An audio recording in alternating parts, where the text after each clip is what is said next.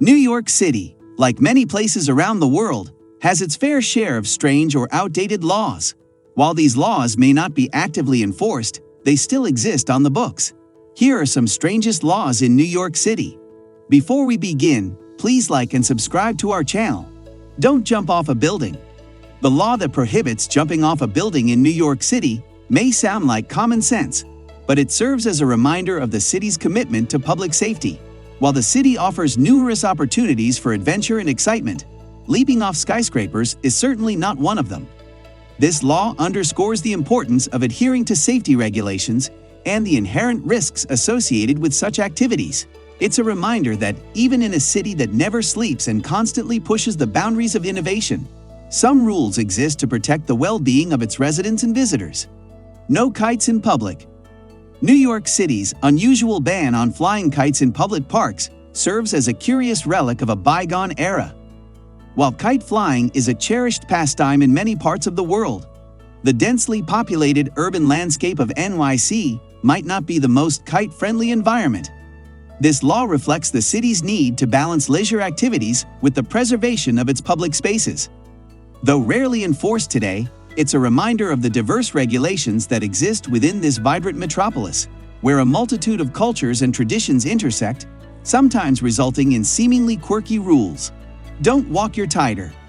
The prohibition against walking your tiger on the streets of New York City may appear to be a peculiar law, yet it underscores the need to ensure public safety and the welfare of both the city's residents and the exotic animals themselves.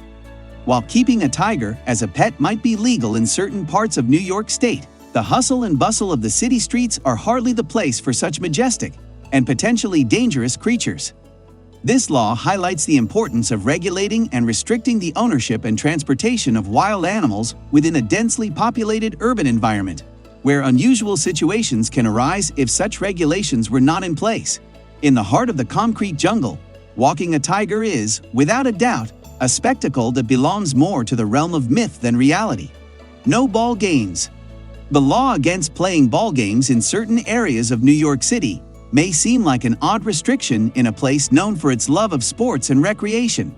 However, this regulation reflects the need to strike a balance between communal enjoyment and ensuring public safety. While New Yorkers are passionate about their sports, the bustling streets and crowded sidewalks can pose challenges for impromptu ball games, potentially causing accidents or disruptions. As such, this law is often set aside in many neighborhoods to allow for the spontaneous enjoyment of games like catch and soccer, but it's still a reminder that urban life sometimes calls for peculiar rules to maintain order and harmony in shared spaces. Don't feed pigeons. The ban on feeding pigeons in public places in New York City might appear as a minor restriction, but it serves several essential purposes. Pigeons are notorious for their ability to multiply rapidly and create sanitation issues. By prohibiting their feeding, the city aims to reduce the pigeon population, minimize health hazards associated with their droppings, and keep public areas cleaner.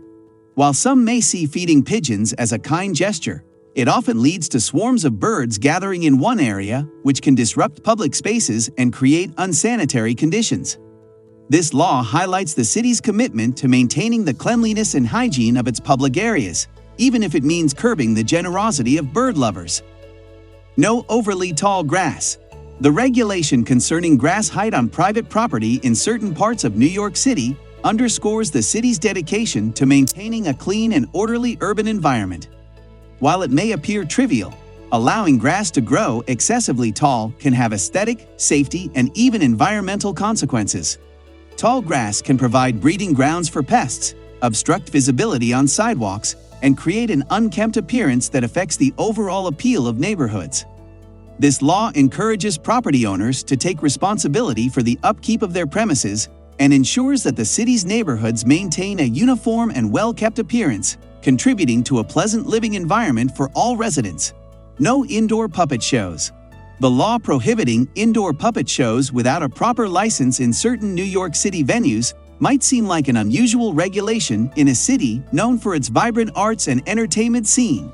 However, it reflects the city's dedication to safety standards and the need to regulate public gatherings and performances.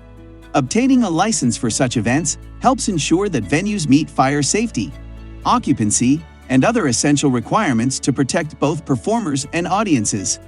While puppet shows are generally considered harmless entertainment, this law serves as a reminder of the city's meticulous attention to safety in all forms of public gatherings and cultural events, regardless of their size or nature. Don't take up too much sidewalk space. The regulation limiting the space street vendors and food carts can occupy on New York City sidewalks is emblematic of the city's ongoing effort to strike a balance between the vibrancy of street commerce and the need for unimpeded pedestrian flow. With millions of residents and visitors navigating the bustling sidewalks daily, maintaining order and accessibility is essential. This law ensures that vendors can offer their products or services while preventing overcrowding and maintaining a clear pathway for pedestrians. It's a reflection of the intricate dance that takes place on the city's sidewalks, where diverse businesses and individuals coexist in one of the most dynamic urban landscapes in the world, and where the rules aim to promote both economic activity and the comfort and safety of those who traverse the city on foot. No pinball for minors. The prohibition against minors playing pinball in New York City may appear as an outdated and curious law in today's digital age, but it reflects a historical context when pinball machines were associated with gambling and juvenile delinquency. In the mid-20th century, pinball machines were considered games of chance rather than skill, and they often attracted a seedy reputation. To curb this perception and address concerns about underage gambling, the city enacted this law. While pinball machines have evolved significantly since then and are now viewed as recreational games of skill, the law remains on the books as a reminder of the city's history and its commitment to safeguarding the well-being of its youth. Fortunately, the enforcement of this law has become exceedingly rare, and pinball has made a comeback as a popular and legal form of entertainment for people of all ages. No climbing trees. The prohibition against climbing trees in New York City parks is a reminder of the city's efforts to balance recreational freedom with the preservation of its natural assets. While trees provide shade and a connection to nature in the urban landscape, climbing them can cause damage to the trees themselves, as well as pose risks to individuals. New York City's parks serve as essential green spaces within the bustling metropolis, and it's crucial to protect the flora and fauna that thrive within them. This law encourages parkgoers to enjoy the beauty of the trees without harming them, while also ensuring the safety of visitors who might otherwise engage in potentially risky tree climbing activities.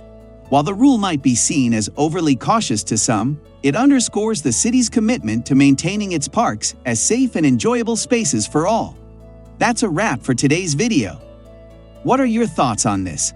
Let us know in the comments section below, and make sure to like and subscribe to our channel.